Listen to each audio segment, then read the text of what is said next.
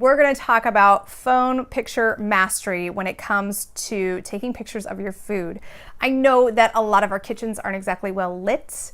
I know that we don't always make our food picture perfect, but if you want to share something, think about what you want to see, what you usually are attracted to in an image.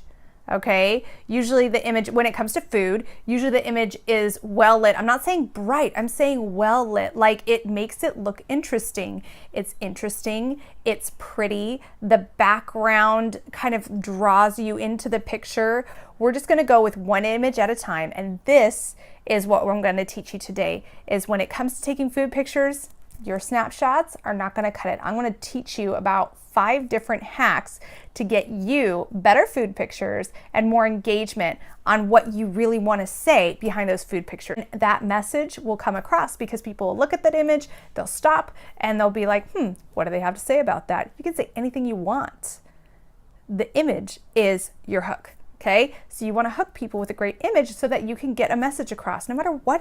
Rule number 1, clean your lens. All you need to do is look at the top of the phone, you know, kind of where you put your thumb every once in a while. You'll see that little circle there. You've got to clean it. You get your fingerprints on it and it'll start looking hazy. Same thing with the front of your phone for selfies, right?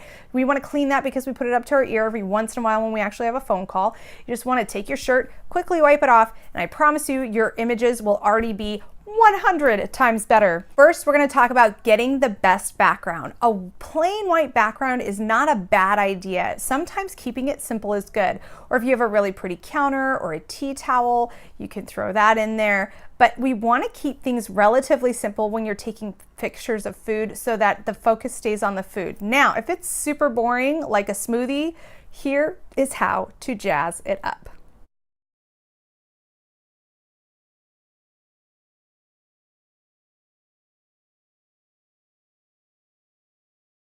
You'll notice my first image, it was just kind of on the table. I didn't really know what to do with it. I just kind of threw it on the mat. The second image, it was a little better, but it was straight over, so you weren't quite sure what was going on with that image. You're like, okay, it's a green kind of, But the third image, where my feet are in the picture, I'm holding it on top of my amazing rug, that's engaging. People are like, oh, okay, she's got a green smoothie. Like they stop to look because my image is capturing, so I can say what I want to say. Make sure you choose the right background. If that means you have to kind of scope out your house a little bit, if what you're eating is kind of boring, scope out your house. Talk about lighting, people. If you'll notice, lighting in this bedroom is amazing. I actually have a nice sheen curtain over my window, which acts like a filter. It's fantastic. What we want you to do is get close to windows, all right? And not like bright afternoon sun coming in where you're squinting, right?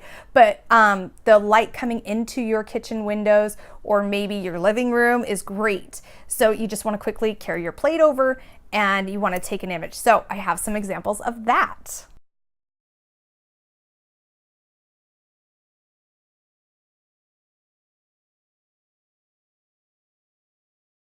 Banana oatmeal looks better, right? In better lighting. And if you'll notice something, I actually did add in some elements in there. I added the elements for one particular reason. Banana oatmeal, pretty colorless, right?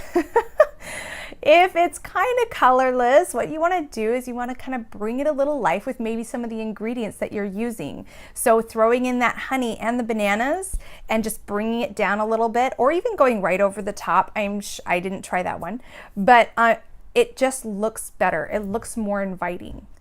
Let's talk about pretty food. Everybody loves to look at pretty food. And let me tell you, I make my food pretty every chance I get because that makes my eyes get my stomach started and I actually want to eat.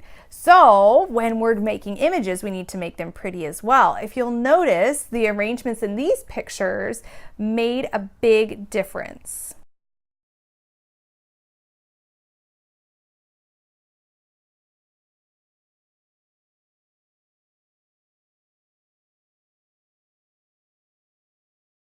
Taking these pictures, while I was taking them, it didn't really do it for me. So I started playing with angles. I kind of moved my plate around. I tried to get the best angle. And as you can see, I had some major success. don't think that over-the-top pictures are the only way to take pictures. What I want you to do is I want you to go into your phone. I want you to scroll over until you see square. I actually gave you that framing for you so you know everything that you need is going to be inside that frame.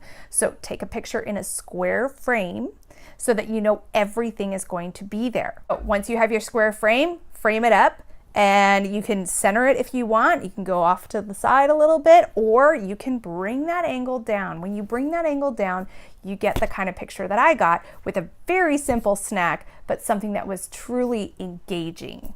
Every single image you take, I want you to just take about 4 or 5 until you get the gist.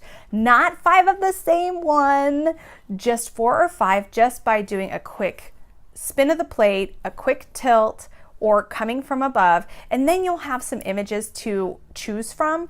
When you do that, you'll start to get better and you'll start to know, okay, this is what this picture is going to need, and it's going to get faster, but you got to practice.